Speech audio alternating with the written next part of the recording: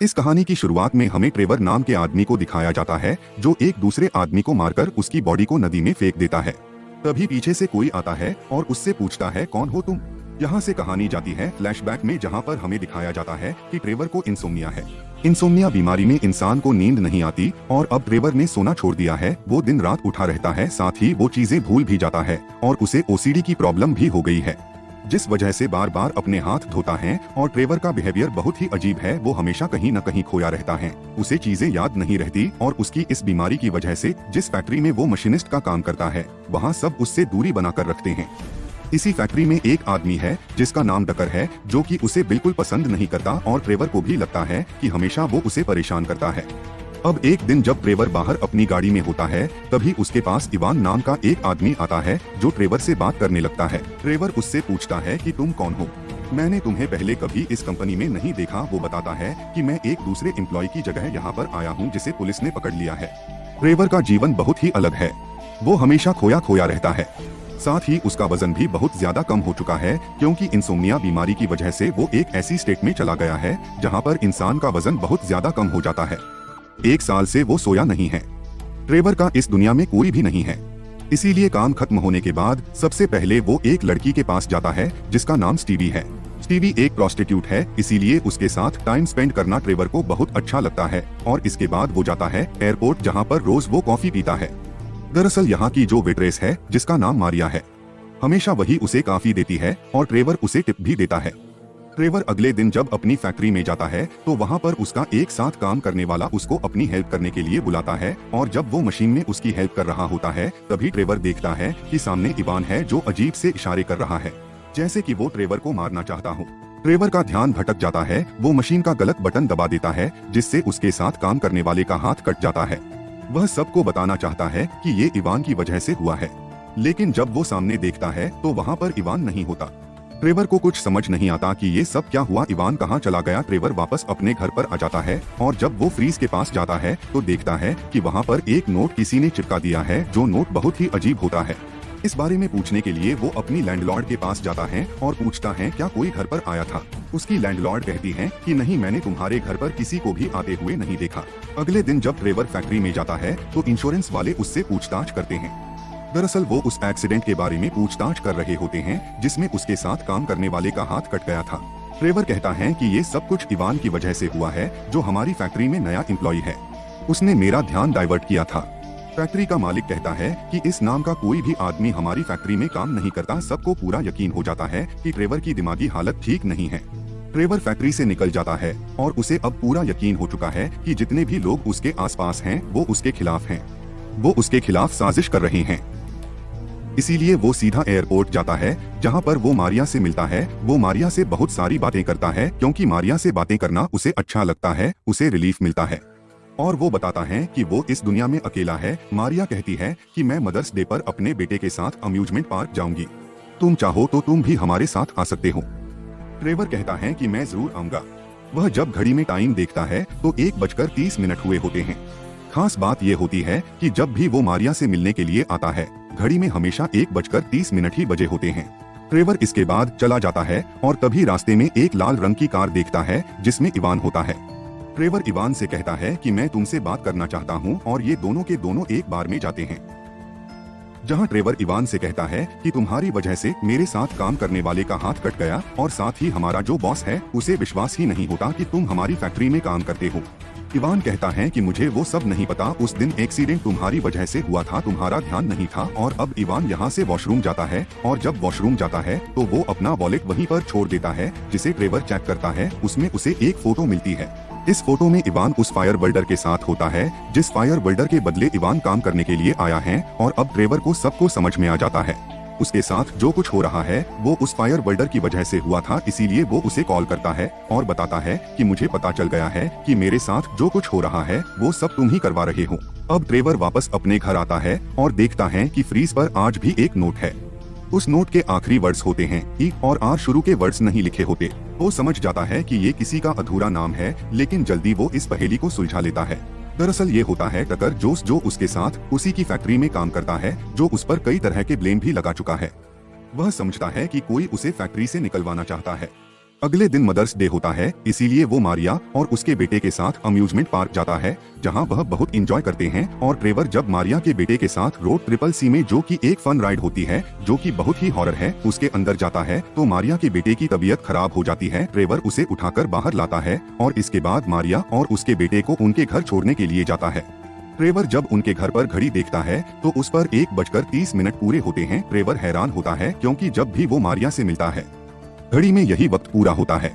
वह यहाँ पर एक मदर और उसके बेटे का स्केच देखता है और अब उसे समझ में आ जाता है कि घर में जो उसके फ्रीज पर नोट लिखा था, जिसके अंतिम वर्ड ई और आर थे, वो टकर नहीं बल्कि MOTHER मदर है। मदर वर्ड को देखकर उसे अपनी मॉम की याद आ जाती है। वो अपनी फैमिली एल्बम को निकालता है जिसमें वो देखता है कि कभी वो भी अपनी माँ के साथ उसी एम्यूजमेंट पार्क में गया था। ये फोटो देखकर वो बहुत इमोशनल हो जाता है और अगले दिन जब वो फैक्ट्री में जाता है तो उसका हाथ मशीन के अंदर आ जाता है। ट्रेवर मदद मांगने के लिए चिल्लाता है, लेकिन उसके आसपास जो वर्कर होते हैं वो उसकी मदद नहीं करते। कुछ देर बाद एक वर्कर उसका हाथ मशीन से निकालता है, जिसके बाद ट्रेवर सब पर चिल्लाना शुरू कर देता है। वो कहता है कि तुम चाहते हो कि मेरा हाथ भी कट जाए, तुम मुझसे बदला लेना चाहते हो। ट्रेवर के इस तरह के बिहेवियर को देखकर उसे नौकरी से निकाल दिया जाता है। रात को ट्रेवर जब घर आता है तो उसके घर पर इलेक्ट्रिसिटी नहीं होती क्योंकि उसने पिछले कई महीनों से बिल नहीं दिया। अब वो फिर से इवान से मिलना चाहता है, इसीलिए वो उसी बार में जाता है जहां पर वो आखिरी बार उसे मिला था और यहाँ पर इवान उसे नहीं मिलता है। इसीलिए वो अपने घर वापस आ जाता है, जहाँ पर वो देखता है कि उसके घर में कोई है। वो उसे मारने के लिए हथियार उठा लेता है, लेकिन तभी उसको पता चलता है कि ये उसकी ओनर यानी कि इस मकान की मालकिन है। उसे शक हो जाता है कि उसके घर पर फ्रीज पर जो नोट चिपकाए जाते हैं वो ये मकान मालकिन कर रही है, लेकिन तभी मकान मालकिन कहती है कि तुम्हारे रूम में ऊपर कहीं लीकेज है, इसीलिए मेरे घर में पानी आ रहा है। वो उसे अपने घर से निकाल देता है और जब वो फ्रीज के पास जाता है तो इस बार जो फ्रीज में नोट होता है उसमें फर्स्ट अल्फाबेट नहीं होता, सेकेंड आई और थर्ड एल होता है, फोर्थ में कोई अल्फाबेट नहीं होता, आखिरी में ए और आर होता है, यानी कि जो उसने पिछले दो नाम गेस किए थे, पहला टकर और दूसरा मदर, ये वो वर्ड नहीं है। और अब वो फर्स्ट में एम और फोर्थ में एल लिखता है और नाम बनता है मिलर। मिलर वही आदमी है जिसका उसकी वजह से ही हाथ कटा था। वह समझ जाता है कि मिलर ही उसके साथ सब कुछ कर रहा है, इसीलिए वो मिलर से मिलने के लिए जाता है और मिलर उसके आरोपों को पूरी तरह से खारिज करके उसे मारकर वहाँ से भगा देता है। तभी उसे इवान की गाड़ी दिखती है। वो उसका पीछा करता है, लेकिन जल्दी उसकी गाड़ी का पेट्रोल खत्म हो जाता है। उसने इवान की गाड़ी का नंबर नोट कर लिया था, इसीलिए रजिस्ट्रेशन ऑफिस जाता है और उस नंबर की इंक्वायरी करता है, क्योंकि किसी को भी विश्वास नहीं होता कि इवान उन्हीं की फैक्ट्री में काम करता है। रजिस्ट्रेशन ऑफिस में जो ऑफिसर होता है वो ट्रेवर से कहता है कि मैं तुम्हें इस तरह से किसी भी नंबर की डिटेल्स नहीं दे सकता। जब तक कोई गाड़ी किसी हादसे से ना जुड़ी हुई हो तब तक हम उसकी डिटेल्स नहीं देते। और अब ट्रेवर बाहर आ जाता है और जानबूझकर के एक गाड़ी के सामने आ जाता है, जिससे उसे काफी चोट लगती है। इसके बाद वो पुलिस स्टेशन जाता है और वहाँ पर वो इवान की गाड़ी का नंबर देता है, कहता है कि इस गाड़ी ने मुझे उड़ा दिया। पुलिस ऑफिसर उस गाड़ी की डिटेल्स लाता है और ट्रेवर को बताता है कि गाड़ी तुम्हारी ही है।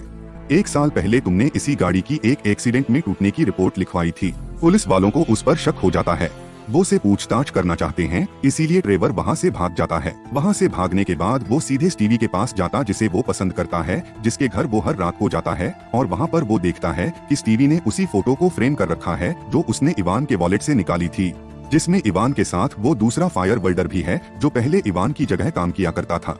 उसे यहाँ पर स्टीवी पर भी शक होने लगता है। वो कहता है कि तुम भी मेरे दुश्मनों के साथ मिलकर मेरे खिलाफ साजिश कर रही हो, इसीलिए तुमने इस फोटो को फ्रेम करवाया है जिसमें इवान पुराने फायर बिल्डर के साथ है। स्टीवी उसकी बात सुनकर हैरान हो जाती है। वो कहती है कि वो इवान नहीं बल्कि तुम हो, तुम ही उस पुराने फायर बिल्डर के साथ हो। जब ट्रेवर उसकी कोई बात नहीं सुनना चाहता तब वो ट्रेवर को घर से निकाल देती है और अब वो सीधा उस रेस्टोरेंट के उसी कॉफी हाउस में जाता है जहाँ पर मारिया काम करती है, जो एयरपोर्ट पर है। लेकिन वहाँ पर आज मारिया नहीं होती बल्कि दूसरी वेट्रेस होती है। ट्रेवर उससे पूछता है कि मारिया कहाँ है। वह कहती है कि यहाँ पर मारिया नाम की कोई भी लड़की काम नहीं करती, पिछले 1 साल से मैं ही तुम्हें हर रात को कॉफी देती हूँ। वो समझ जाता है कि ये भी उन लोगों के साथ मिली हुई है, इसीलिए वो वहाँ से निकल जाता है और तभी उसे इवान की गाड़ी दिखती है। वो उसका पीछा करता है। इवान गाड़ी को ट्रेवर के घर के पास ही रोकता है और जब वो गाड़ी से उतरता है तो उसके साथ मारिया का बेटा भी होता है, जिसे वो ट्रेवर के घर ले जाता है। ट्रेवर यह देखकर डर जाता है। उसे लगता है कि कहीं मारिया के बेटे को इवान मार ना दे और उसका इल्जाम उसके ऊपर ना डाल दे, इसीलिए जल्दी से ट्रेवर अपने फ्लैट में आता है और देखता है कि वहाँ पर इवान तो है लेकिन मारिया का बेटा नहीं है। वो मारिया के बेटे को आवाज लगाता है लेकिन उसको कोई भी जवाब नहीं मिलता, जिसके बाद ट्रेवर इवान के ऊपर हमला कर देता है और उसे मार देता है। और यहाँ पर अब ट्रेवर होश में आता है और उसे याद आता है कि इवान के वॉलेट से जो उसने फोटो निकाला था जिसमें इवान उसके साथ काम करने वाले फायर वेल्डर के साथ था, दरअसल उस फोटो में फायर वेल्डर के साथ इवान नहीं, वो खुद था। वो उसके साथ फिशिंग करने के लिए गया था। उसे कुछ भी समझ नहीं आता कि उसके साथ क्या हो रहा है, इसीलिए इवान की बॉडी को कपड़े में लपेटकर वो नदी के किनारे ले जाता है और जब वो कपड़ा खोलता है तो उसके अंदर इवान नहीं होता। तभी पीछे से एक आदमी आता है और उसके चेहरे पर टॉर्च चमकाता है और पूछता है, कौन हो तुम? ट्रेवर जब उसकी तरफ देखता है तो वो और कोई नहीं बल्कि इवान होता है जो उस पर हंस रहा होता है। कहानी वापस प्रेजेंट में आती है। इसके बाद ट्रेवर वापस अपने घर आ जाता है और जब वो मिरर में अपने आप को देख रहा होता है तभी पीछे से पोस्टर दिखता है जिसमें लिखा होता है, कौन हो तुम? ट्रेवर को सब कुछ याद आ जाता है। ट्रेवर बोलता है कि तुम कौन हो? कहानी यहाँ से 1 साल पीछे जाती है। यहाँ ट्रेवर को दिखाया जाता है जो पूरी तरह से ठीक होता है, लेकिन गलती से उसकी एक लापरवाही की वजह से एक बच्चे का एक्सीडेंट हो जाता है जिसकी मौत हो जाती है। उस बच्चे की माँ का नाम मारिया होता है। ट्रेवर अपनी गाड़ी नहीं रोकता और उस जगह से भाग जाता है, जिसके बाद वो एयरपोर्ट जाता है और वहाँ पर एक लेडी से काफी मांगता है। दरअसल उसके दिल में गिल्ट आ चुका था क्योंकि उसकी वजह से एक बच्चे की मौत हो चुकी थी और इसी गिल्ट की वजह से उसे इंसोम्निया हो जाता है जिसमें उसे नींद नहीं आती है। साथ ही उसे बहुत सारी अलग अलग बीमारियां भी हो जाती है जिससे उसका वेट बहुत ज्यादा कम होना शुरू हो जाता है। एक्सीडेंट का उसके दिल और दिमाग पर इतना गहरा असर पड़ा होता है कि बहुत हद तक वो अपने आप को भी भूल चुका होता है और हर रात को एयरपोर्ट के उसी कॉफी हाउस में जाता है जहां पर वो एक्सीडेंट के बाद गया था। वहां पर ट्रेवर वेट्रेस से बहुत बातें करता है क्योंकि वो वेट्रेस को मारिया के रूप में देख रहा होता है, क्योंकि कहीं न कहीं वो अपने गिल्ट को कम करना चाहता है। साथ ही मारिया और उसके बेटे के साथ जिस अम्यूजमेंट पार्क में गया था, दरअसल वो उसकी बचपन की यादें थी। वो अपनी माँ के साथ उस पार्क में गया था और वो मारिया के बेटे को जिस रूट पर राइड पर ले गया था जिसका नंबर 666 था, दरअसल ये उस रोड का नंबर था जहाँ पर उसने मारिया के बेटे का एक्सीडेंट किया था। और इवान इस दुनिया में था ही नहीं, दरअसल इवान उसका गिल्ट था जो बार बार उसके सामने आता था, उसे याद दिलाता था कि उसने क्या किया है। उसके घर पर फ्रीज पर जो नोट्स होते थे वो और कोई नहीं बल्कि ट्रेवर खुद ही लगाता था, जिसे बाद में वो भूल जाया करता था। पिछले 1 साल से वो नहीं सोया, पर अब ट्रेवर ने सब कुछ मान लिया है। उसे सब कुछ याद आ चुका है। वो रियलिटी वर्ल्ड में वापस लौट चुका है। इसके बाद नोट में जो अल्फाबेट्स मिसिंग होते वो ये पूरा करता है और वर्ड बनता है किलर, यानी कि वो एक खूनी है। वह तय कर लेता है कि वो पुलिस के आगे सब कुछ कन्फेस कर लेगा। वो पुलिस स्टेशन जाता और सब कुछ एक्सेप्ट कर लेता है कि कैसे 1 साल पहले उसने एक एक्सीडेंट किया था जिसमें बच्चे की मौत हो गई थी। और अब वो इवान को देखता है जिसे वो फाइनल गुड बाय कहता है, यानी कि उसका गिल्ट जो उसके सामने था अब उसकी दुनिया से जा चुका है। इसके बाद में ट्रेवर को दिखाया जाता है जो एक सफेद कमरे में बंद है, यानी कि वो एक लॉकअप में है। और 1 साल बाद ट्रेवर यहाँ पर सोता है क्योंकि अब वो अपने गिल्ट से बाहर आ चुका है और इसी के साथ मूवी एंड हो जाती है।